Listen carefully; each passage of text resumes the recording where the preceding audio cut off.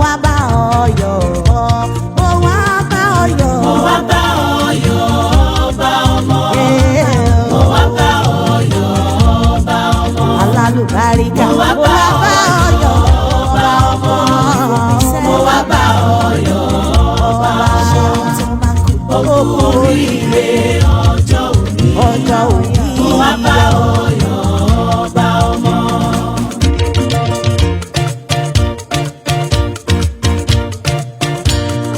Olúyinká tún ti dé, òde tọpẹ́tọpẹ́, òde tìyìntì ohun tẹyẹtẹyẹ, bí ẹ̀dá bá mọ dúró ó yẹ kó ṣọpẹ́ òre fọ́ba ńlá.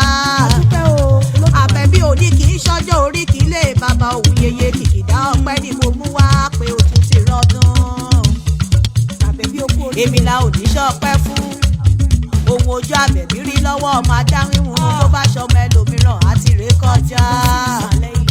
Lẹ́yìn ọjọ́ kẹrin tọ́mọ wáyé, Lábídí yanyan ti ránṣẹ́ ikú pẹ̀lú èpè sí ewé. Ayé ò mọ̀ rí yẹn rárá o. Ọba Aseyisamodun o, fèyí sọ́wọ́ òsì rẹ̀. Bó bá ṣe ń dàgbà pé ayé burú, fọwọ́ sí wàhálà àyà rẹ̀ wípé ọdún 3 gbáko ni ẹ̀dá Ádámọ̀ fífi ọ̀rọ̀ òdì bá ọ lò. Kí ara bí amọ̀ tó ta yeye tó bí ọlọ́mọ. Lóòótọ́ ayé ọpẹ́ padà yọ, àmọ́ ọmọ máa gbàgbé bó bá ráyé kó sá.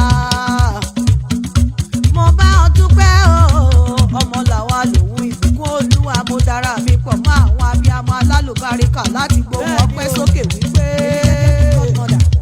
nínú gbogbo àyídá ayé, ayọ̀ òun wàhálà ńlá, ìyìn rẹ̀ o, ìyìn Olódùmarè kò ní tọ́ lẹ́nu abiyamọ lórí àmì òbí. Ilé tí yá mo fẹ́ máa relé, gbégbé kan kì í gbé sóko, ilé yá. Àmọ́ kí n tó máa lọ, Ọba Aseyisamodun jẹ́ fi kíní kan dá ọ lójú wípé èwe nìyẹn lójú olùdáyé,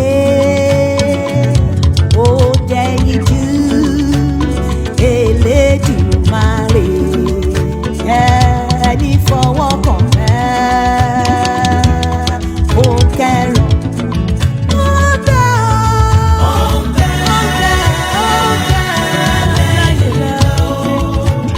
Ṣá